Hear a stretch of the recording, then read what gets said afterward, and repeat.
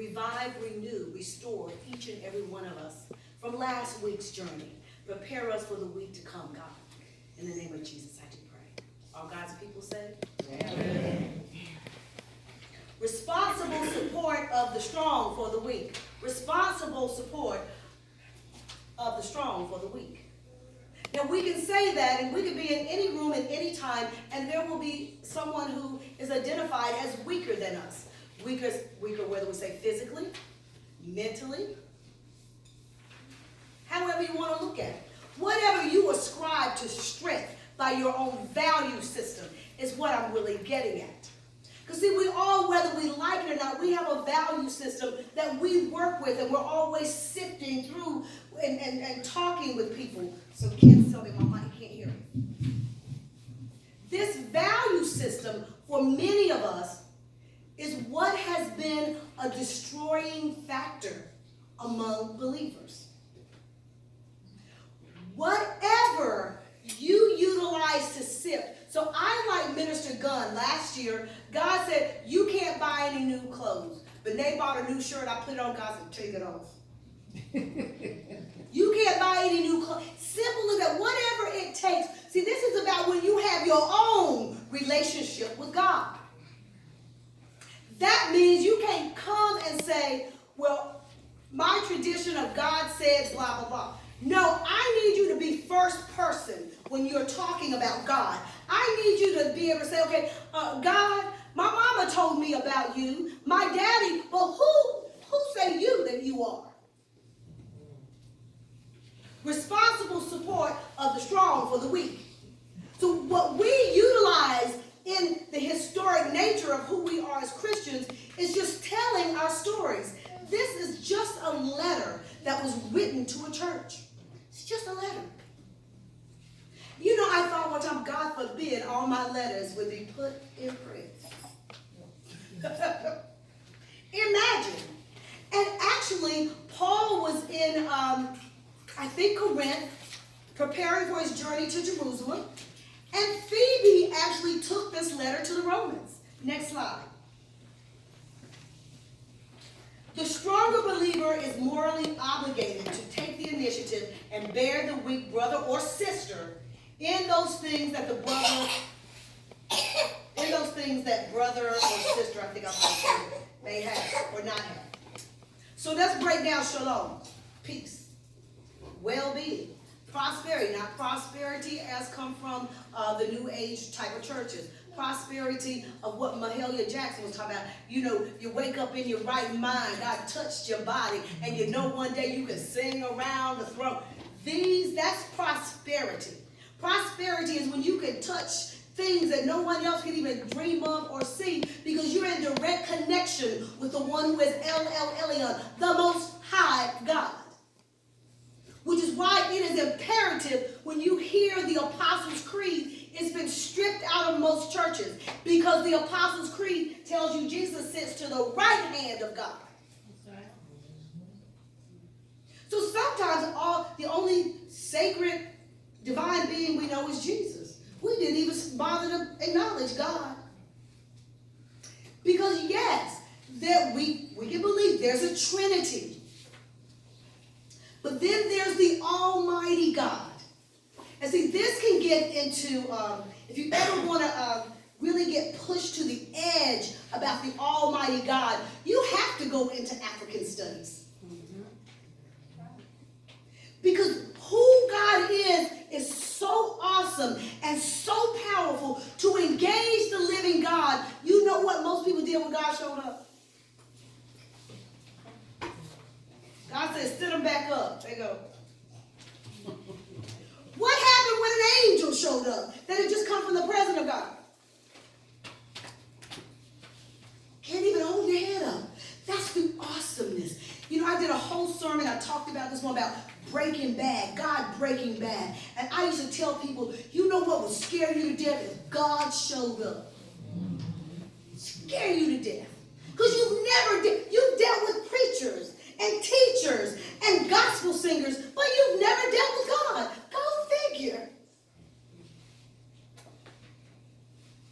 Completeness. See, this is what I'm talking about. When you begin to engage the living God,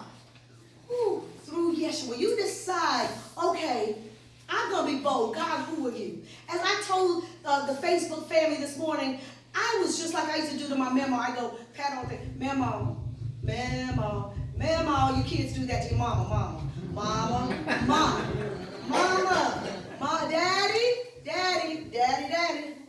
I pestered God. Just kept to God. God. And then when God showed up, took 2 years. And most what they call mystics, that's what they would call me, someone that came in contact with divinity. That's all a mystic is. Every Christian should be one. That means you come in contact with God.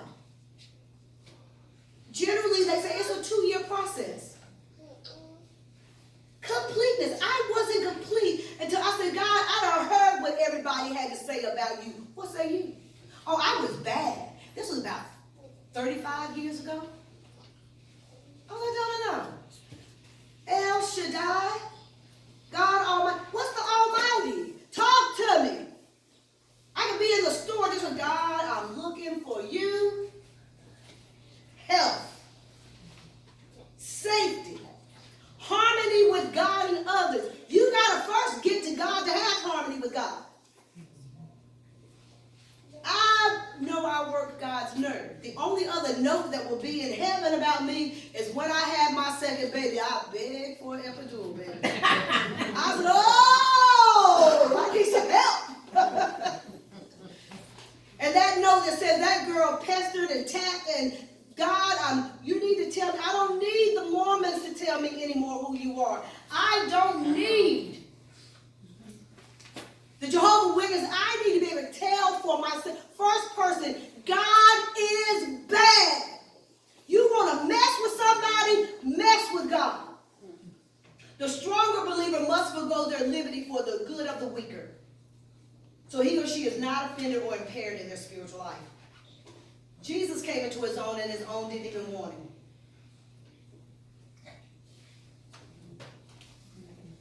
You know why they didn't want him? They were scared. So when you tell somebody to roll, if we went down to the graveyard down here and I say, oh, let's get to digging. Now y'all open the lid, y'all be like, Pastor, you going to jail.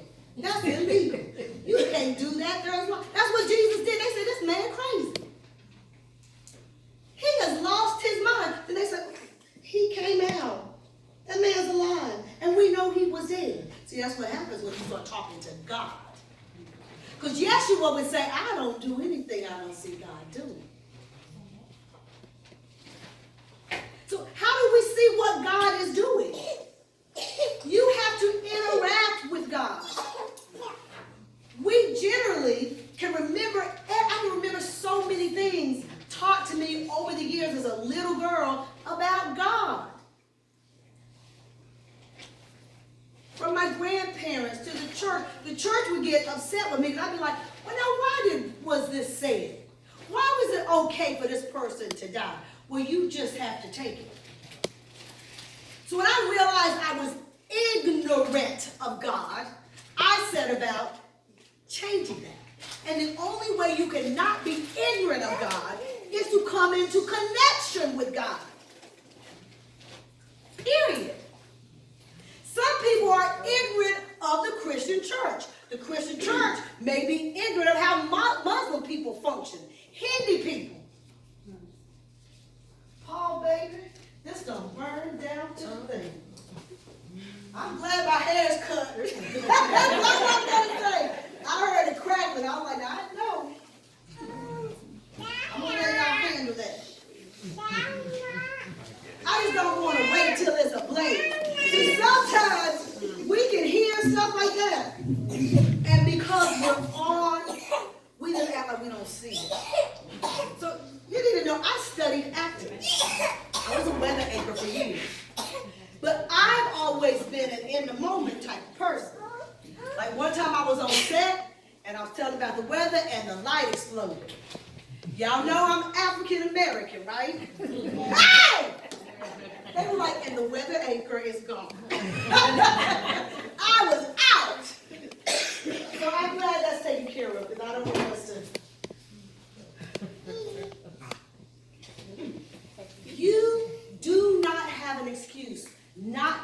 kind and welcoming to everyone. You do not have an excuse not to walk in love, to greet people when they come in, to greet people when they go out. In all 24/7, 365, 24/7, you have to be kind. Whatever it is, whatever you don't like about yourself, like me and Miss Linda, keep it tight. Some people may say, girl, go get you some hair. Been there, done that. People like me might say, girl, don't let that grow natural. That's not where you need to be. Let's enjoy the beauty and be welcoming of everyone. Amen. Period. That's what Jesus did. There were only a few people. Jesus set them straight. This Roman text, when you go look at it theologically, there are some parts that are very Jewish. That means they're talking to Jewish people. Then some seem a little more like for the Gentiles. That's because that's where Pentecost happened, where this church was. So you had converted Jews and Gentiles. And so you hear them talk about the law and how the law was given to us for the instruction in righteousness. They're saying, no, all of us need to get this. Because sometimes, see, we'll say, well, I'm 5-6 generations of Christians, so what? I come from a lineage of Jewish people, so what? You know what I tell people? I'm just a little black girl from Conover, North Carolina, raised by her grandparents, was called the B word most of my life in church and out, and I got a face-to-face with God. Booyah! Booyah! Booyah! No matter who you are, God didn't care if I was some little naughty-head girl. Miss Carolyn laughed. God didn't care. My heart said, no, I want to come first.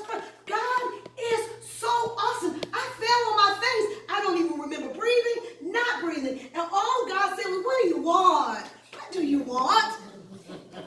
That lets you know I passed to God real good. Just like when your kids are just like, oh, and then you say, what, baby? What? And they're like, oh, nothing. And they start all over again. Sometimes I just felt better saying Memo.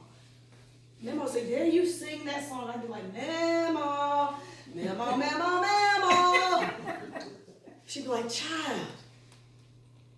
So when you look, the stronger believer, who's stronger than God? Who's stronger than God? God was not offended or impaired by the fact that a being that God created is now pestering God saying, who are you? Tell me. So God, what do you want? What do y'all think I said? What do you think I said when God said, what do you want? Now, in the flesh, I would have been like, let's start with a car, a good one. Let's start with a house, a big one. When you get in the presence of God, it's so, it sifts you, and the real part of who you are is just there. And all I can say is, I want your spirit. Father, your spirit. I don't know what you might say. Because all I can say, when you fall in front of God, you don't know what's going to happen. Because y'all know I got back home, I got dropped back in my spirit. I was like, well, I forgot about the car and the TV. Because that wasn't my heart. So sometimes you're not nice to people, and you don't want to love what other people don't love. Think about, I love little strange cats in the neighborhood because people were being mean to them. And I thought, how inhumane. Human beings must begin to be humanly. Love all life. They probably call me the cat lady, and I don't care. And I went and told them, I got papers. All these cats have been fixed. And if you mess with them, if I call them pound, you can get in trouble legally. Because they've been marked as cats that cannot reproduce.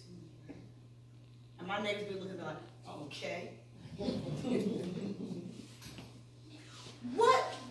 What is it you know someone around you has that could help you?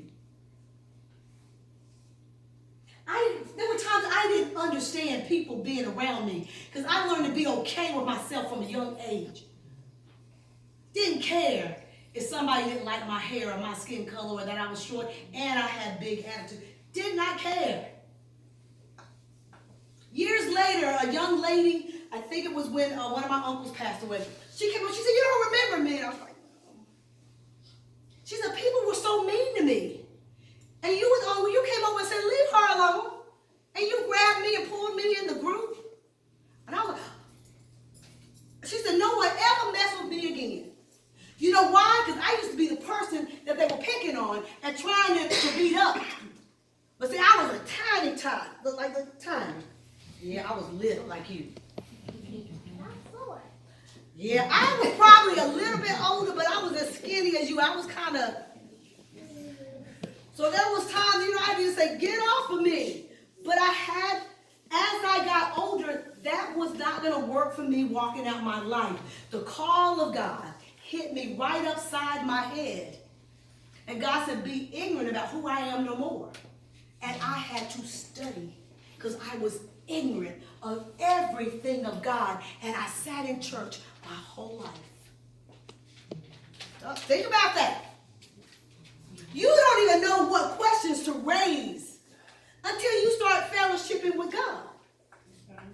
See, that's what happened when the mothers of the church, they used to sit there and people get up and hoot and holler at them, "Baby, have a seat. It's okay, precious, bless your heart." You be like, "Oh, mother, just shut them down." They don't have to go into all that. You missed that text. That's not what God's talking. They said, "Baby, just have a seat."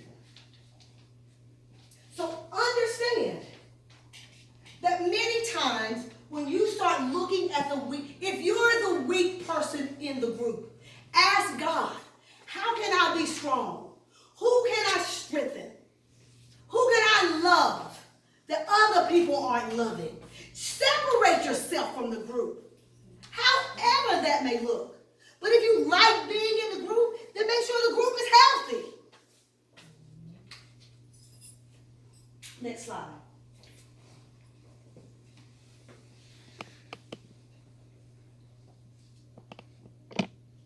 So,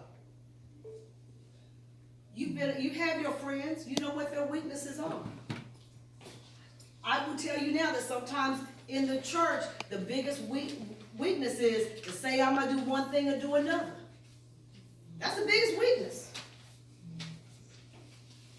All the videos I go and watch of young people, young adults, that's the first thing they say. They say, "Well, how many buildings do my church need?"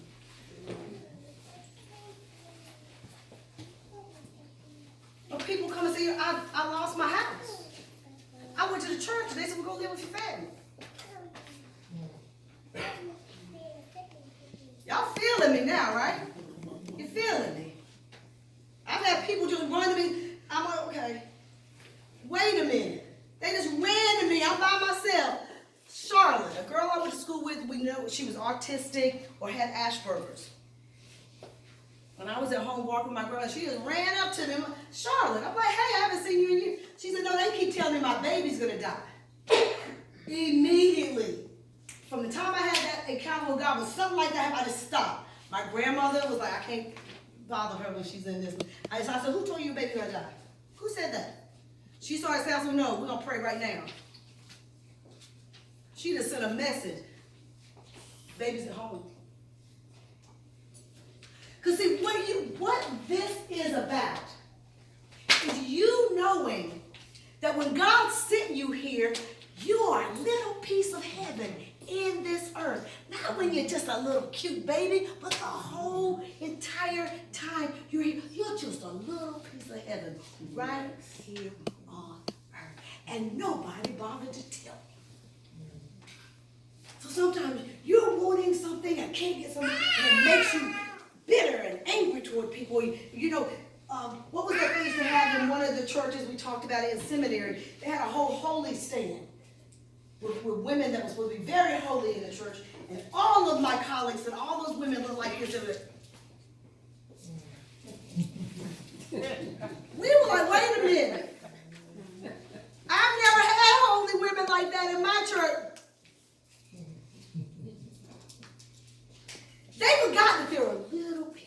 understand you're in the image of God. You're in the image of God. All the babies are in the image of God. Which is why sometimes it's harder sometimes for African descendant people to feel that grafting, to know that you've already been grafted into all of who God is. And that's why I generally at times, Paul and Kenny and all of them, they're following the historical nature of what Advent is. But I usually make that candle black or brown. I ain't playing with my Messiah now. That brother didn't go rolling up into Egypt and was able to hide without looking like us. Y'all feel me? And then it takes all the other colors to make that color. When justice is done, it brings joy to the righteous, but terror to evildoers. Be kind to someone this week. Be kind to your child when they start saying, mama, mama, mama, mama, mama, mama, daddy, daddy, daddy, daddy, daddy. It was done to God first. First humans were like, God, daddy, daddy.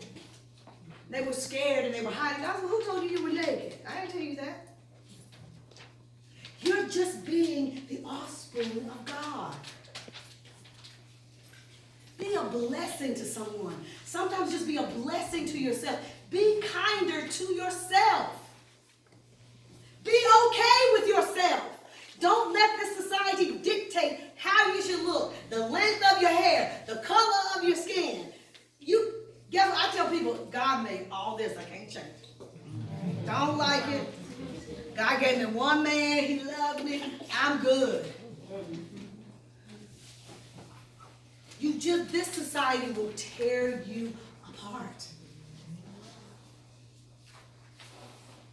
If you do justice, just beginning with yourself, just do justice to yourself. That I am made in the image of the Most High God.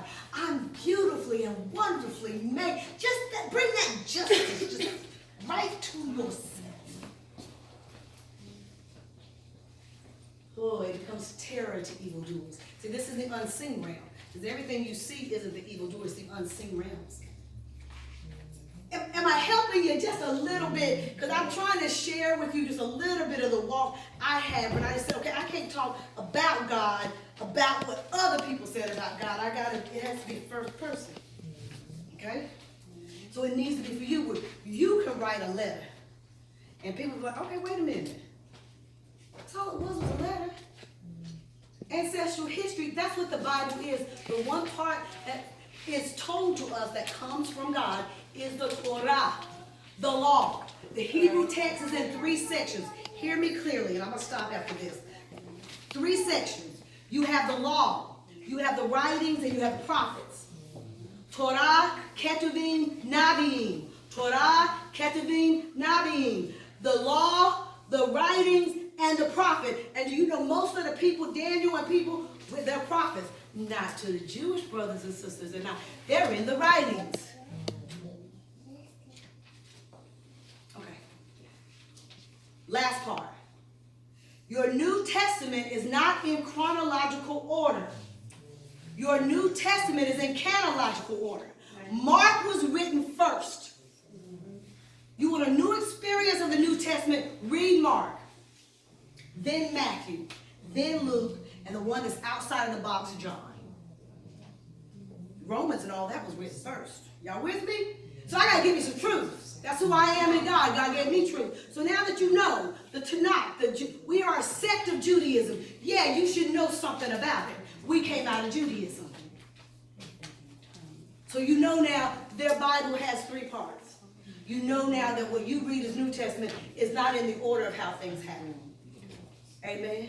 Amen. God, I thank you for sifting me and sifting us and bringing us to a posture of being able to be clear about who we are before you and who you are to us as well, God. I thank you for your mercies and your truth.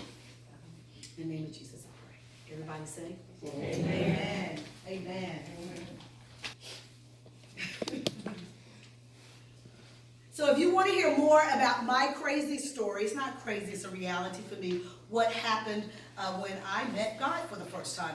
Like and follow on Facebook. Go to Charlotte Pastor Caldwell. You can like and follow there, and I usually put things there that are a little more offbeat. So I do pray that this added a blessing to all of you on Facebook. Thank you for being a part of the Best Salem family. Can everyone say, God bless you? God bless you. See you during the week. Bye.